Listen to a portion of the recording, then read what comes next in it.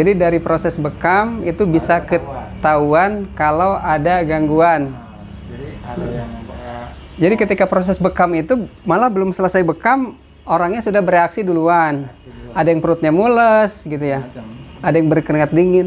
Iya. Ya, ada yang pingsan malah gitu. Ada ya. Baik.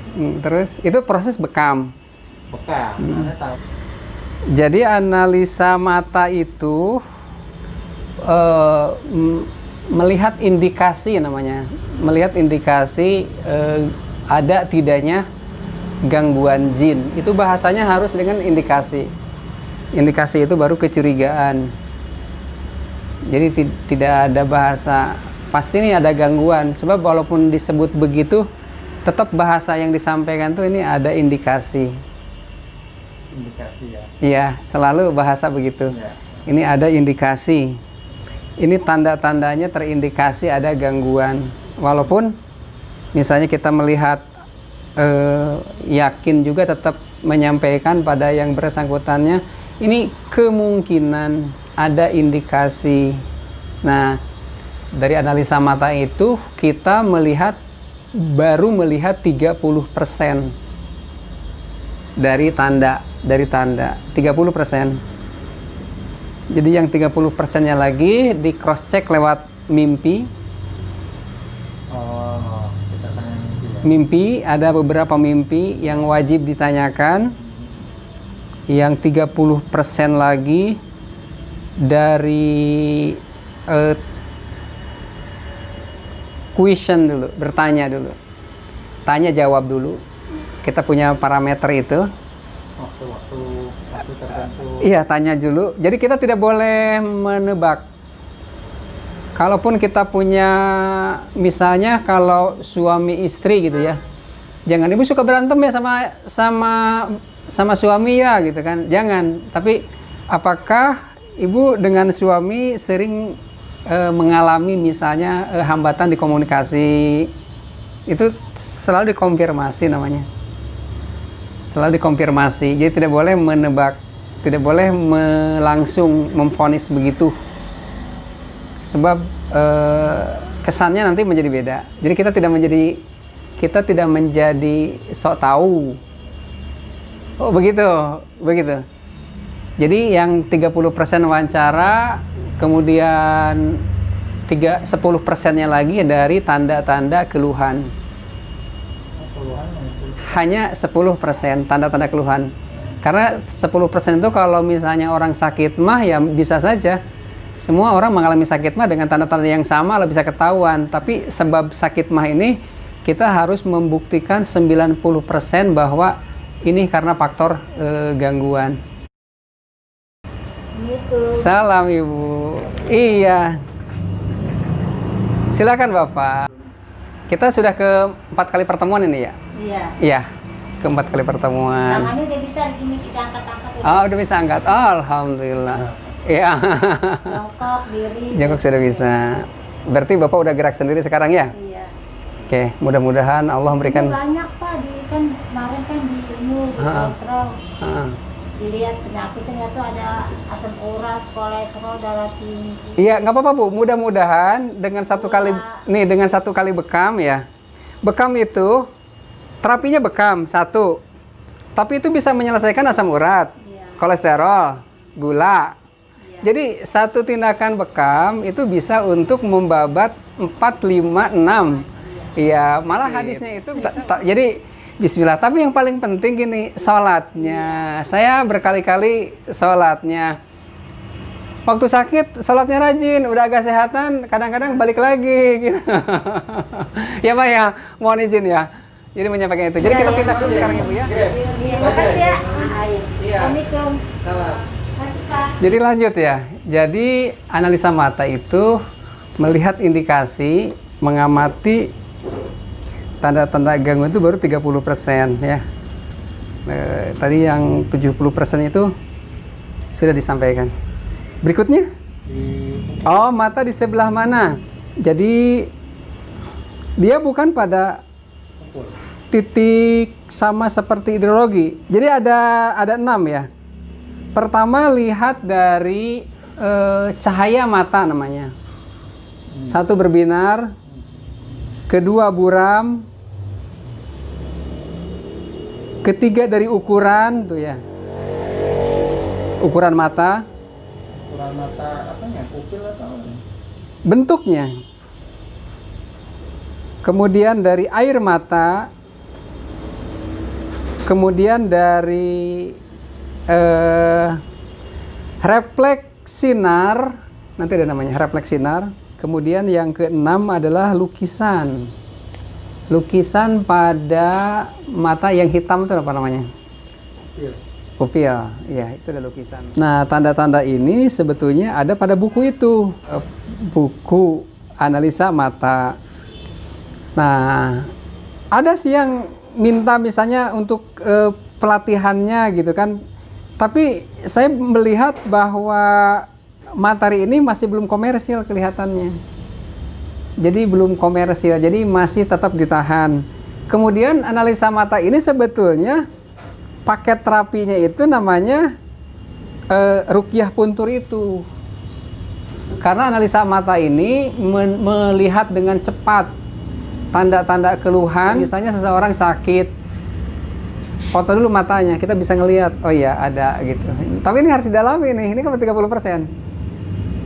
kalau tandanya begitu memang harus sering praktek gitu. Betul, harus sering praktek. Sama dengan iridologi harus sering praktek. Jadi keunggulan analisa mata atau kelebihan analisa mata ini, dia melihat dengan cepat ya, cukup misalnya hanya beberapa menit gitu. Berikutnya adalah ruqyah puntur itu, karena ruqyah puntur itu menyelesaikan positif ya, positif 100% orang yang terkena gangguan, maka penyelesaiannya itu adalah 10-15 menit itu, membuang gangguan jin itu. Kalau ruqyah yang pada umumnya itu butuh waktu di atas 30 menit, malah ada yang sampai dengan harus berjam-jam. Kemudian kalau ruqyah biasa itu harus berulang-ulang. Tapi kalau ruqyah puntur itu metodenya itu digunakan hanya untuk satu kali. Setelah itu tidak harus melakukan pengulangan. Selanjutnya melaksanakan rekomendasi. Efek terapi ruqyah puntur itu 3-7 hari. Malah pasien tidak boleh melakukan konfirmasi ke sini sebelum hari ke-7. Hari ke-7 boleh tanya, tapi kalau sebelum hari ke-7 dia nggak boleh tanya. Karena akan banyak hal yang terjadi. Misalnya sakitnya lebih parah. Sakitnya kok lebih parah? Kok tetap aja berkurang tapi sedikit, itu biarin aja. Setelah 7 hari.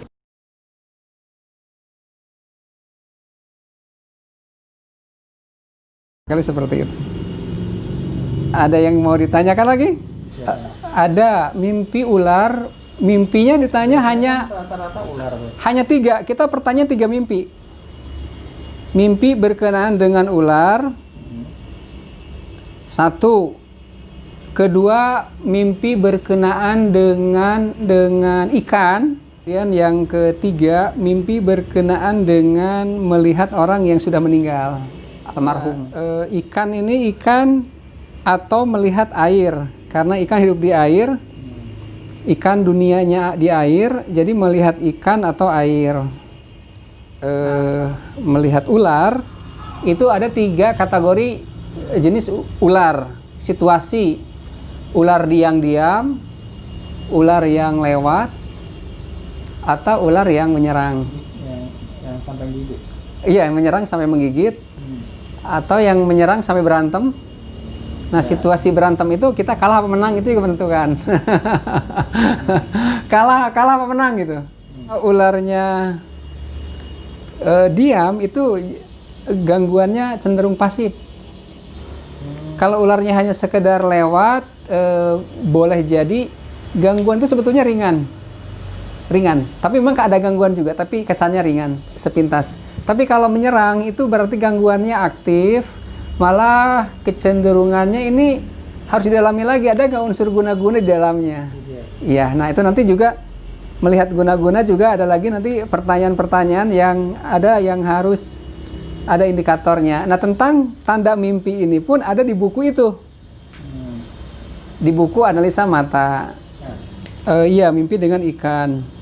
Ikannya ini mau ikan laut, ikan tawar, ikan hias tuh, 3 jenis ikan.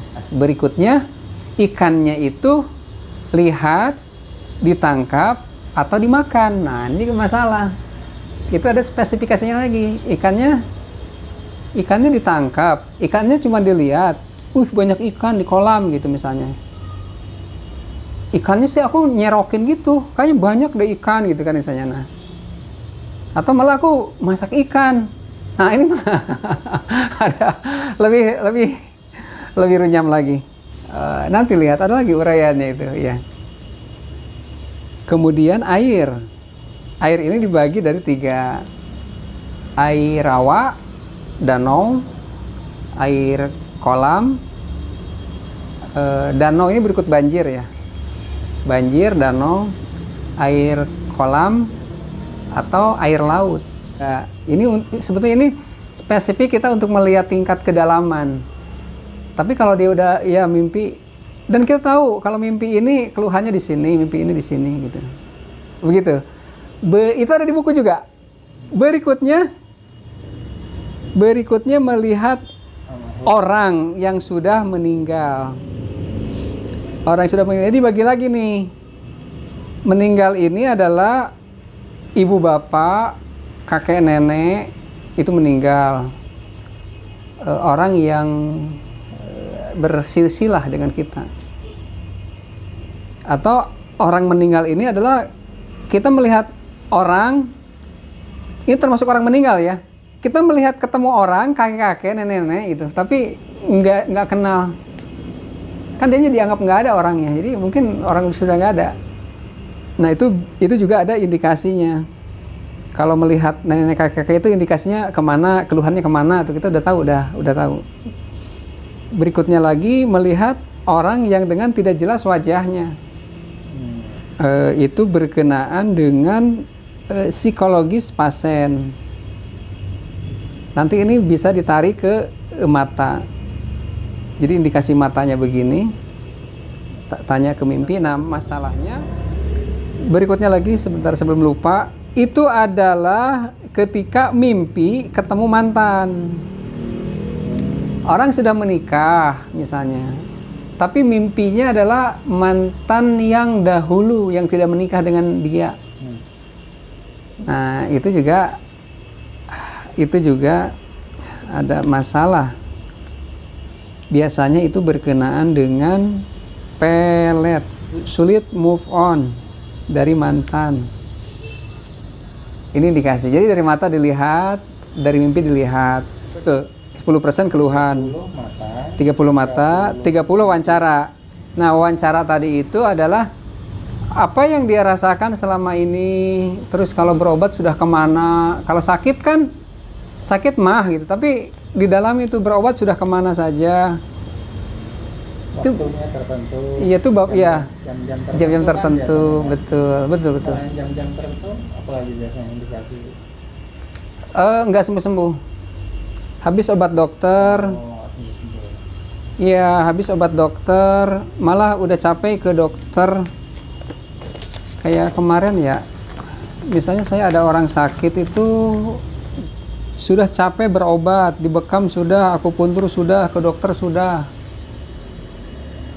Badannya tinggi besar gitu, tapi selalu lemes, rasanya lemes. Berdiri lama nggak kuat. Kan dia pasti belum ruqyah akupuntur, belum pasti. Ruqyah mungkin sudah, tapi ruqyah akupuntur kan belum. Nah makanya kelebihan di sini itu kita punya satu terapi yang tidak dilakukan oleh siapapun. Kita masih punya kelebihan satu terapi di sini. Termasuk yang buka aura yang beberapa orang menganggap, kenapa ya di situ ada bekam, ada buka aura katanya kan? Bukannya buka aura itu syirik katanya kan? Karena dia tidak tahu konsep buka auranya, kita menggunakan jarum akupuntur sebetulnya dan meruqyah dengan jarum akupuntur. Jadi di wajah itu, di titik-titik wajah itu kasih akupuntur. Buka aura itu hanya istilah yang kita gunakan karena tidak ada istilah lain. Tidak ada istilah lain. Untuk merubah situasi dari buruk menjadi baik, orang yang lemes jadi semangat, Orang yang wajahnya gelap menjadi terang, yang tadinya buram menjadi cerah, itu apa sih istilahnya? Nggak ada istilah lain kecuali hanya buka aura yang dikenal. Jadi kita hanya meminjam istilah itu aja. Tapi prakteknya kita sebetulnya itu melakukan akupuntur di wajah sebetulnya. Barangkali seperti itu. Oke, kita tinggal 4 menit lagi. Jadi analisa mata ini memang harus dengan praktek. Jadi caranya itu sebetulnya belajarnya itu teorinya dulu, kemudian baru dia harus ngambil. Belajar prakteknya gampang kok. Kita lihat aja di Facebook beberapa gambar orang, cuman kan nggak bisa dikonfirmasi, nggak bisa karena kan itu gambar orang, kecuali kita punya banyak saudara. Nah, satu lagi, analisa mata itu digunakan untuk melakukan proses terapi. Jadi bukan untuk menunjuk orang bahwa oh Anda nih ada jinnya gitu, bukan. Dapat dipahami ya. Analisa mata, walaupun kita tahu bahwa dari kesan mata orang itu ada masalah, tapi kita tidak menyampaikan apapun. Dapat dipahami ya? Pada saat kita belajar ini ada indikasi gangguan di ginjal, ada indikasi gangguan di jantung. Iya. Nah itu kan kita bilang juga. Betul, kalau itu kan bukan rapat analisa mata, itu kan memang dia datang untuk berkonsultasi toh. Iya kan? Tapi kan kalau melihat foto kan bisa siapa aja kita foto wajahnya. Temen kita foto nih. Iya kan? Kita lihat kan analisa, sih ada nih gitu kan. Tapi kita nggak bisa bilang ada jinnya, kan nggak boleh. Iya, begitu mudahnya misalnya melihat indikasi, tapi tidak mudah untuk menyampaikan. Malah ketika pasien datang ke klinik misalnya dia sakit di perut gitu kan ya, kadang-kadang kan dia ke sini mau bekam. Kenapa sakit di perut? Kita kan nggak langsung ngebekam, kita lihat dulu terapi yang pas apa. Misalnya ternyata ini harus diruqyah akupuntur atau diruqyah puntur, kan beda tarif tuh, 2 kali lipat kan lebih, 2 kali lipat lebih. Maka kita sampaikan, kalau kami boleh menyampaikan, terapi yang tepat adalah ruqyah puntur. Tapi kalau ibu mau berbekam, bapak mau berbekam, boleh. Insya Allah akan terjadi pengurangan itu di keluhan. Tapi nanti kalau sudah seminggu tidak ada perubahan, maka tetap niatkan ruqyah akupuntur. Jadi kita nggak memaksa untuk langsung sembuh gitu, nggak. Ternyata nanti dia sembuh, maka itu rahasia Allah memberikan kemudahan. Begitu. Nah, nanti dia paling bertanya, loh kok kenapa saya diruqyah misalnya? Nggak apa-apa sih Bu, ini hanya sebuah ikhtiar saja. Ibu kan belum pernah juga lakukan itu. Belum, tapi saya penasaran. Kecuali dia datang ke sini, saya mau ruqyah. Nah ini beda lagi, kebalikannya nih. Ada tuh kemarin tuh suami istri itu. Saya mau ruqyah. Emang Bapak kenapa mau ruqyah? Karena saya emosian. Malah saya balik kan tanya. Memang kalau emosian itu karena ada gangguan jin. Dia bilang, ya nggak tahu juga. Loh kalau nggak tahu kenapa ruqyah? Karena satu hal. Kenapa ruqyah di sini hanya 1 kali? Dan memang karena efek ruqyah itu akan memberikan kebaikan di atas 50%. Di atas 60%. Nah, agar dia tidak mengulang penyakitnya kambuh lagi, maka tidak boleh melakukan perbuatan yang sama. Itu tuh rekomendasinya tadi ya. Iya, nah ini harus disampaikan ketika dikonsultasi. Tindakan ruqyah punturnya mungkin 10 sampai 15 menit, tapi konsultasinya bisa 30 menit sampai 1 jam. Jika belum final di situ, kita tidak akan melakukan terapi. Dan konsultasinya free. Tapi ruqyah punturnya tidak akan dilakukan dulu. Tidak akan dilakukan. Kenapa demikian? Karena kita ingin orang itu hanya 1 kali terapi dan tidak kembali lagi karena sembuh. Begitu rekomendasinya, hanya 1 kali. Kemudian kenapa nggak langsung saja di ruqyah puntur gitu ya. Nah kita khawatir kalau pemahamannya nggak nyampe, Ya. kambuh lagi. Itu melakukan terapi itu maksimal 3 kali untuk penyakit yang sebut kalau berat 3 kali ya. Kecuali kalau stroke itu kan berbeda. Tapi selain stroke maksimal itu 3 kali. Tapi ini juga harus sudah kelihatan progresnya kok. 3 kali itu sudah harus. Tapi 1 kali itu sudah wajar lah di sini 1 kali. Tindakannya hanya 1 kali aja. Terapi 1 kali ketemu. Kita lebih baik tidak melakukan terapi, tidak ada kesan negatif daripada lakukan terapi kemudian muncul kesan negatif. Barangkali begitu. Iya, itu aja. Kalau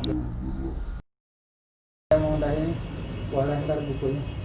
Jadi dari buku itu bukan pada pelatihannya, tapi diawali dengan misalnya kayak seminar gitu, bedah buku gitu tuh. Yang seharapan tuh dari situ dulu, bukan dari pelatihan.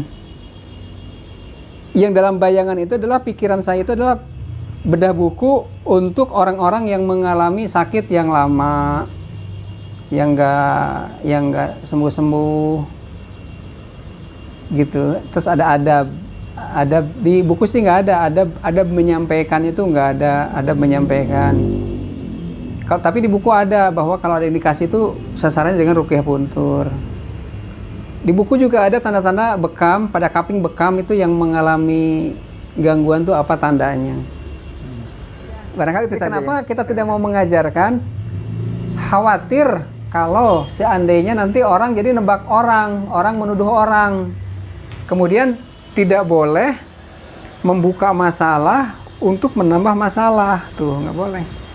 Tidak boleh menyampaikan masalah tapi tidak dengan solusi. Jadi sekiranya orang itu hanya ingin tahu, di sini juga ada, misalnya gini, temennya sakit, mau diruqyah. Saya tanya, Bapak nganter aja, apa ikut terapi? Saya nganter aja, oke. Kemudian setelah temennya sembuh, dia ceritakan, saya juga ada sakit, itu karena ada jinnya apa enggak? Enggak, niat Bapak terapi atau nganter. Kalau niat Bapak nganter, kita nggak menjelaskan. Nanti Bapak saya jelaskan ketika Bapak sudah niat untuk terapi. Sebab nanti kalau saya kasih tahu banyak, Bapak akan tambah tidak bisa tidur, tambah jadi pikiran, saya yang dosa. Begitu. Nanti aja kalau Bapak sudah niat terapi, datanglah ke sini baru. Kemudian ke sini tidak boleh niatnya konsultasi, harus terapi niatnya. Kalau konsultasi lewat WA saja. Kalau konsultasi lagi-lagi takutnya habis konsultasi bukannya enak badannya tapi malah pusing. Pusing karena merasa kok bisa ya, kok gitu ya, kok gini ya gitu.